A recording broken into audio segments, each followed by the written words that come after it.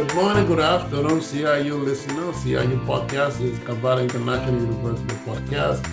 And we are reaching out to Kampala Nation and all those who are turned into Berkeley College of Law, actually CIU, Berkeley College of Law. And we wanted to talk about a few things today. I'm here with Ms. Johnson, and we want to talk a little about first year law courses and which one were challenging to her. You can let us know when of course, when you first start things can be a little, difficult because whether you came from undergraduate school or graduate school, it's a different process of studying. You mostly, did research, pass the exam, give what the instructor wanted, write it out, and it was fine. And check your reading, it was okay. Your citation, that was it. Graduate school, mostly citation, and you write your research, your capstone. All the professor asks you to write 10 pages, 20 pages at the end, and you do that, you're done. You give the professor a general understanding of the course, and you are done. You move on to the next semester. Law school, on the other hand, is different. You begin to do a lot of legal analysis, legal reasoning, learning logic, critical thinking, and reading and understanding the Socratic method. It's a different thing. Questions being thrown at you with cases and the cold call, we call that cold call in law school, and other things happening. So you're like, ooh, sometimes this is stressful. It's so different. I mean, you used to make a lot of A's in your school, and now your law school is different. You're struggling. You may find yourself making C's, or we hope you don't make C's. We hope you make B's and A's and things, but that's probably difficult. Right. What are some of the courses you remember in the first L1 year when you did the law, Ms. Johnson? Wow. When I started in L1, I was a little nervous because, when you coming from undergrad, and see, by me coming in, I already had like my undergrad and grad. So coming into law school is a whole new world, as I would call it, because you learning not only what Dr. Williams stated is logic, you learn Socratic method. Your way of thinking changes. It's not like you're reading or understanding is on the graduate level from another school. Law school is totally different. You have to understand history, English, the Constitution, law, and you learn so many courses. So the first course in your 1L, you'll be taking Introduction to Law. You'll be taking, and sometimes it may varies. So you may take contract law, um, usually contract law, torts.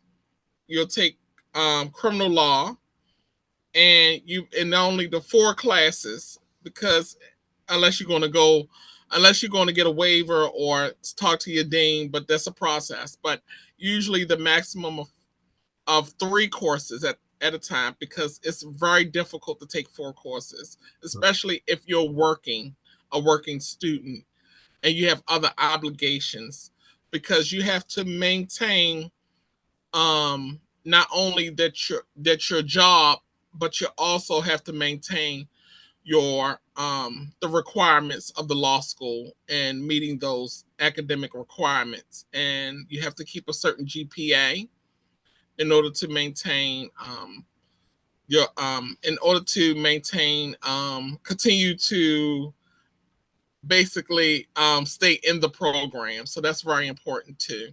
Yeah, Maintaining your academic standings is very important to the success.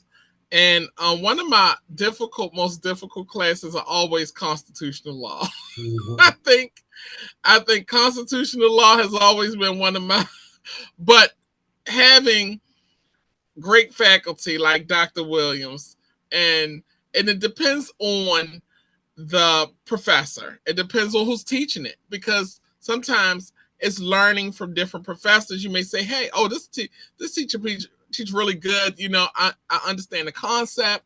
I understand that I'm grasping all the knowledge from." So it's very important, because it depends on the professor that you have. Right. So as Dr. Williams, I had Dr. Williams as my professor as constitutional law. I was afraid because I cannot stand constitutional law, and I'm going to tell y'all the truth. I don't like constitutional law goes. It's so broad, and what I learned is the jurisdictions and the various jurisdictions Right. and constitutional law. So it's very difficult sometimes, Right. but having a professor like Dr. Williams made my academic success much more It's, greater and easier. yep. Hmm. Yep. We got those amendments and all of those, those procedure, privacy and all those things, Fifth Amendment, Fourth Amendment, all those 15, 14, and you want to say, what do this thing mean? Right. But we kind of relate them to criminal procedure and all of those things, and then with civil procedure, and it also, help to simplify the course material. So the way we structure them at Cavalier International University, Berkeley College of Law is to structure them in a way to help the student. But yeah, but first year law, Hmm. though, you're doing all of those, the lawyering or introduction to law, all those critical thinking you're doing contract towards criminal law, you're doing criminal procedure, civil procedure, and then of course the Hmm. constitutional law and federal courts, all of those you're doing. Those are all new, trying to learn the whole legal system. So now you're learning legal writing, you got to learn to manage your time, you got to learn to do Hmm. research. Then you look and say, this field is so competitive. I mean, am I really going to make it? Then if you're working, then it got to be a lot more, to do. And above all, you got is big kids book and all these books you have to read. So much reading you have to do.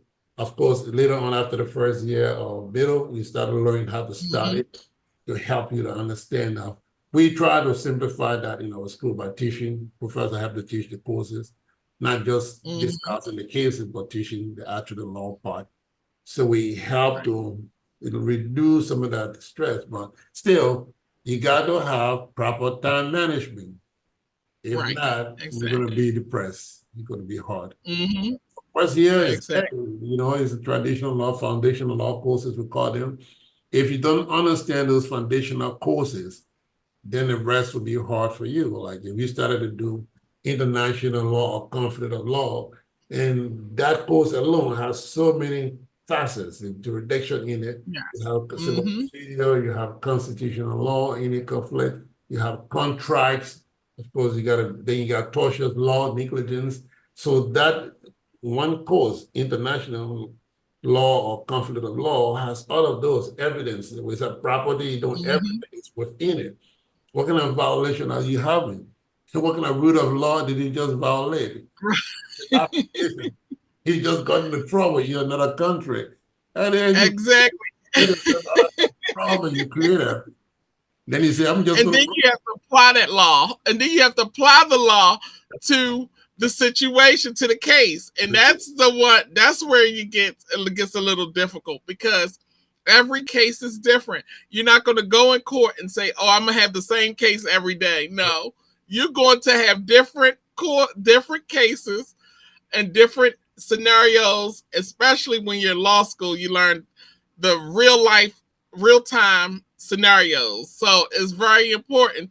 You Yeah, may have a case where you have to analyze and how you going to apply those cases, those past decisions into the cases, into your facts, into understanding how your facts, how you got the rule of law, how was the decision made, how you going to not only present it to the judge when you get an actual court, and how you going, and that's very important to how you're going to lay down your foundation, right. lay the facts down. So the professor is not really asking you for definition. You come and say, what is international law? And you Right, find you read a thesis, you got citation. No, everything that's just inside is it. You got to know all of those things within that. And then exactly. we want to see, what that reasoning, where is it coming from? We got some students that read Mm-hmm, international case like, I can't understand. It's different. It's so complicated. It's so hard. But again, it's the same principle. You understand the U.S. domestic states conflict of law. You apply that to the international. We teach our students to make the adjustment. And so, of course, once they mm-hmm. pass the first year, they get to enjoy it, and they're like, I'm doing law school. I understand law. I'm doing the first year. But it's not, it doesn't work like that. You still Right. you have to finish the rest of the program. It Don't think you're just going to come in here and do definitions because that's not going to cut it. You're not doesn't. going to say, oh, okay, what is this? What is criminal law? What is criminal procedure? What what is a citation? No, that's not no. I mean, even the professors, Law school is a whole different world for me. if the professor said discuss what is this in Right. international law, what is this important? They still want you to present legal reasoning, legal, give example of a case that support the answer. You can't just say, well, the judge should do this, and this is what the judge does, and this is what we should do. That's graduate school. That's not law. That's That's the difference.